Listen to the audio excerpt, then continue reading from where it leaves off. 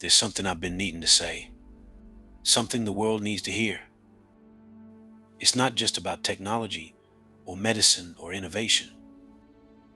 It's about faith, deception, and eternity. I see AI. I see Neuralink. And I see people marveling, amazed at what it can do. Restoring sight, helping people walk again, communicate again, even regain movement in limbs. And I understand that pain. I understand the suffering of those with Parkinson's, paralyzed bodies, failing nerves. We want relief, we want healing, we want hope. But what is the cost of that hope if it bypasses God's promises? Let me say it clearly. Anything under the skin, anything inside the temple of God, our bodies, does not belong there. Not even if it seems like it's fixing what's broken. 1 Corinthians 6:19 says, "Do you not know that your body is a temple of the Holy Spirit within you, whom you have from God?" We weren't made to be rewired by machines. We were made to be reborn by the Spirit. And I know what someone might say, but what if this chip helps me walk again? What if it heals my sight? I hear you, but let me tell you, God has already promised healing not just for this life, but for eternity. If you believe in the death, burial, and resurrection of Jesus Christ, then you believe that you too shall be resurrected in a new, glorified body, free of pain, free of disease, free of corruption. But the deception is this, that you don't have to wait on God, that AI can give you what only Christ has promised.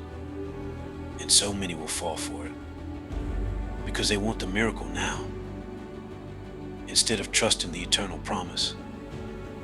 That's why I believe this chip, this Neuralink, this interface with the brain, could very well become the foundation of the mark of the beast.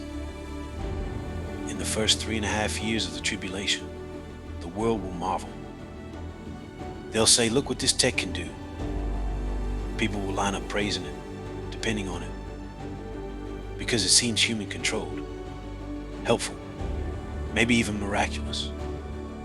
But then halfway through, Satan enters the scene. He takes what was voluntary and makes it mandatory.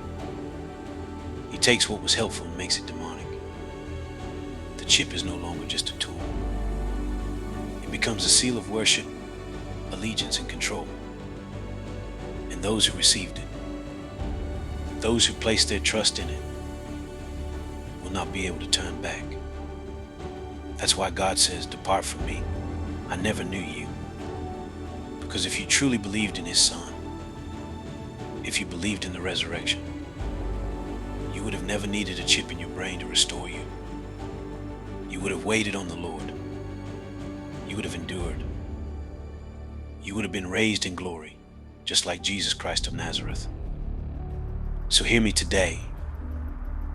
Do not trade eternal life for temporary relief. Do not let the enemy implant deception where the Holy Spirit should dwell. Be faithful. Be patient. Believe. Because what's coming isn't just technology. It's a test of faith. And only those who endure will receive the crown of life. Be faithful unto death, and I will give you the crown of life. Revelation 2:10. The end is near.